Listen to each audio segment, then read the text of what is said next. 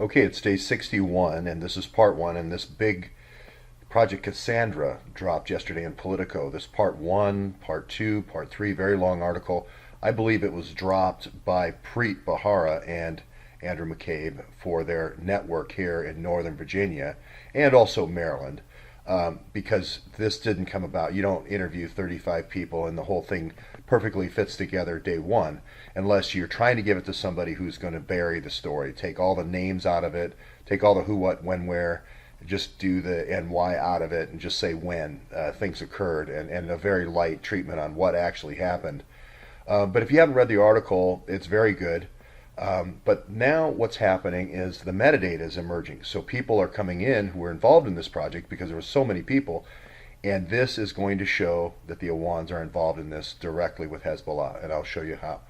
But for those who don't remember, here's kind of the Mark Levin show yesterday, where a guy who was an investigator actually calls in, and he's talking about where they laundered the money through, what mosque they laundered the money through.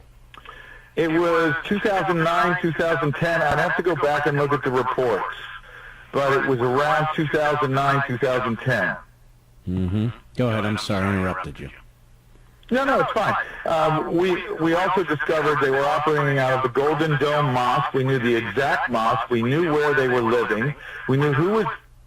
So that mosque, if you remember, that's the Dar al-Haraj Mosque. And what's important about this and where it's located is it's in unincorporated Fairfax County. So if you had a friend who was the intake officer at Fairfax County, you could make friends with them as far as who worked here and who came and went out of this mosque.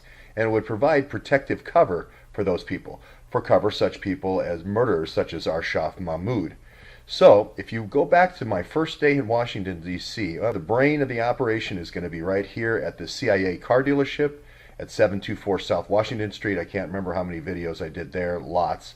And then their Dar al-Haraj was right next to it, just outside of Falls Church.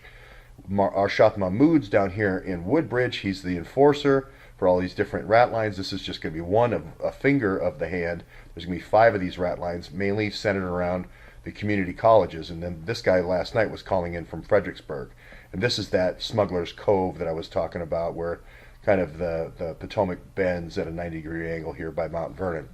So what I'll do is I will just go quickly to my first day in Washington, and we can see what I said at that time. Is still there. We don't know. Maybe I just met Taggart at that moment. Well. We don't know. But he did say, this is coming from a United States Marine, he did say unequivocally that Imran had left BlackBerries, which is interesting. If he is the data expert for W. Washington Schultz and Hillary, and there was BlackBerries left in the home, that would be an interesting find.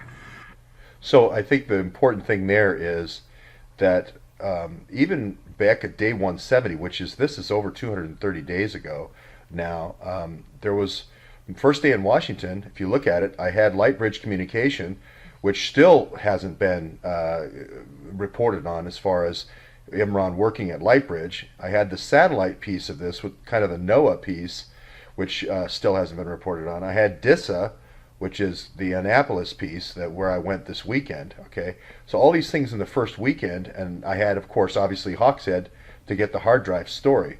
So this is the part that still hasn't been done on this story with the Hezbollah, and it's a spin. Now the press kids here in Washington D.C. are going to accept this as fact, but this is actually, I hate to say it, this is how it's done. You actually go to the neighborhood, and you actually go to the murderer's house. And the Don involved in a murder of a car dealer near Richmond. He hired 2 MS-13 gang members. So I doubt he's still here, but let's see if he is. And this is also true for investigators. You know, as far as not just journalists but investigators, you need to go to the front door. And just to show that I had said that this money laundering was happening at the mosque and the ones were the stolen cars. Still, this has not come out yet. And the Nadra Bank connection to Firtash still has not come out yet. So we're seeing this, but here's easy car buying and all the other metadata that just fits perfectly with this story about Hezbollah. Now remember, they're in business with the top Hezbollah guy.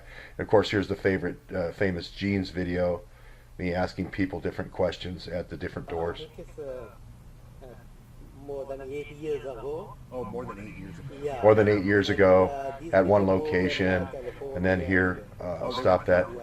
Okay. It's going to be more. I think it's California, Okay. but I'm not sure. Went to California, and that I think Sarai Begum does end up going to California. This mail was coming here for like some time. Then. But pretty quickly, in one day, I was able to go to most of the locations. And then, of course, there is me at the mosque that night. And here we go. I'll just play a short clip. I'm at the very famous Dar al-Hijra Mosque in Falls Church, Virginia. Okay, so that's all I'll say for right now. But there's a lot more reporting to be done on this story. And what I like to do is take a great story, like the one we have now with Cassandra, and then pick up where that left off and move forward from there.